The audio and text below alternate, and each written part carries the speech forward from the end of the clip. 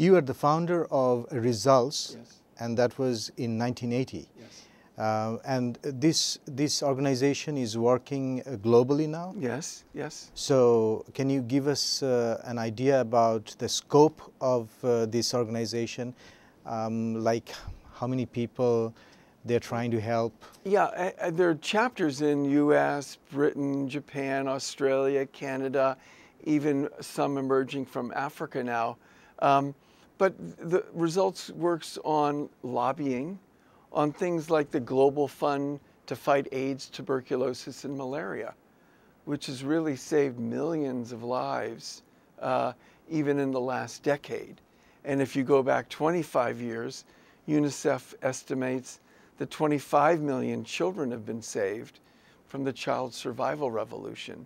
So these are all kinds of things that citizens have had a role in. They didn't do it alone, but usually citizens are quiet. They're silent rather than speaking up and educating themselves and educating their member of Congress or the media. You're a very good friend of Dr. Yunus, and you founded Microcredit Summit Campaign in 1995. Right. You have talked about Dr. Yunus in Western media a lot, long before Dr. Yunus was given the Nobel Peace Prize. Yes. Why do you have so much faith in microcredit, micro-lending system? Let me just say that I don't have faith in microcredit. I have faith in good microcredit. So the kind of microcredit that Grameen Bank does or BRAC does is the good kind, because it's the kind that asks, what more can we do to help our clients out of poverty? The not so good microcredit, it's more Western inspired, asks, what can I do for my investors? Not for my clients and their lives, what can I do for my investors? And so you have to be clear which microfinance you're talking about. The kind that cares about the borrowers or the kind that cares about the investors. And Muhammad Yunus is one of the leaders in the world on the kind that cares about the clients, the borrowers, the women, their families. The book that we were talking about, the 20th edition that is coming out very soon, Dr. Yunus wrote the foreword. Yes. And I'll just read a couple of sentences from there. Dr. Yunus is saying that, make no mistake, this book, which is your book, is not about advocacy by mouse click, phone messages left at congressional switchboards, handwritten letters drafted during coffee hour and then forgotten, or lighting up Facebook and Twitter. So very nice words from Dr. Yunus. And he's saying it's not about that. It's about something deeper than that. Exactly. It's about letting go of our fear and letting our courage out and our courage lead us to have the world that we want. It's not about the quick things, it's about the deeper things. And the other thing is, for example, in United States or in Europe, there is a system in place. But in countries like developing countries, India, Bangladesh, Pakistan, African countries, the system is often the obstacle.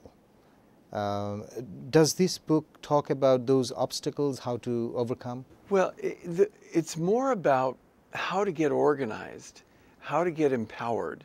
And so you can get organized and empowered to be an advocate for ending global poverty, or you can get organized and get empowered about improving the government and the system in your own country. Either one, you need to be organized and you need to be empowered. And so that's what it's more about than a specific issue, though it does focus on issues too. But it's more about why are we so asleep and how can we wake up? And how can we wake up in a really powerful way? The name of your book is very interesting, Reclaiming Our Democracy. Can you explain that? Well, the full title is Reclaiming Our Democracy, Healing the Break Between People and Government. So reclaiming is taking back what we let go of, and healing the break is healing something that's broken between people and the government. And so in both the title and the subtitle, it suggests that we have some work to do. We have a way to go, that things are in disrepair. And the book is about healing, reclaiming, and taking it back.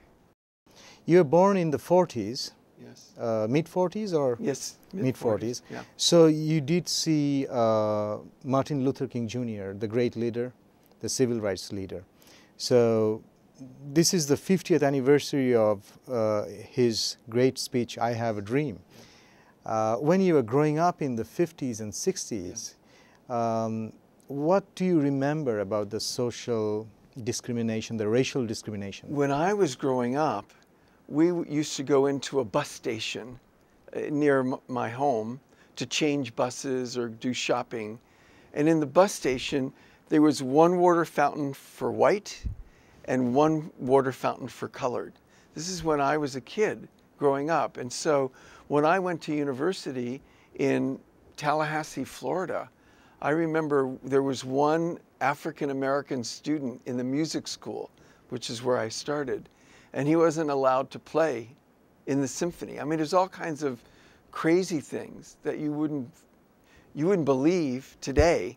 You know, my kids might not believe it, but, you know, I lived it, just seeing that.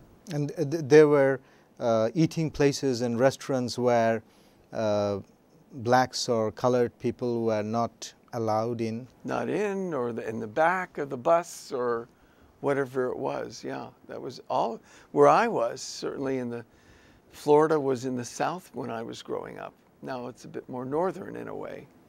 A very international personality, Muhammad Ali, the heavyweight champion boxer.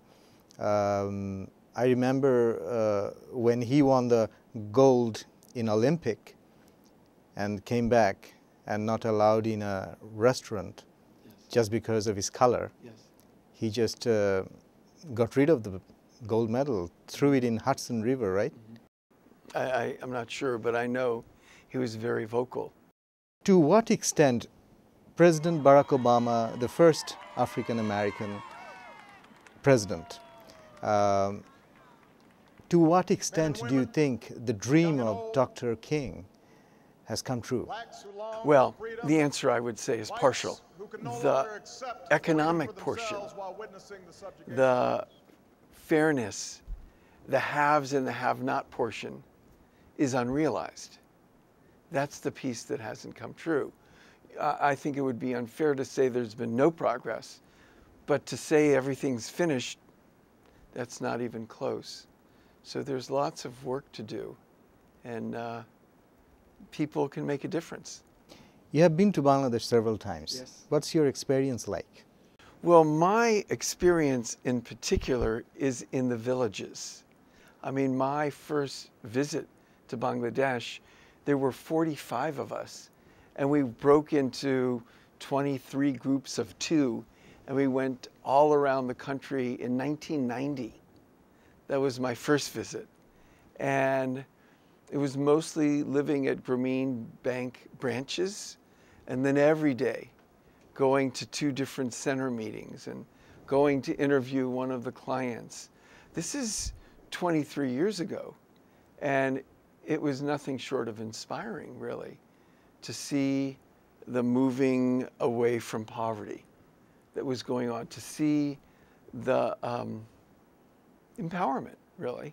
I mean, what we try to do with Americans with their democracy and results was happening economically in the villages we were visiting. In 1990, I was back other years into the villages. I've not been in the villages recently, but I'm sure things have changed dramatically in 23 years. Would you like to go back again? Oh, yes. Oh, yes.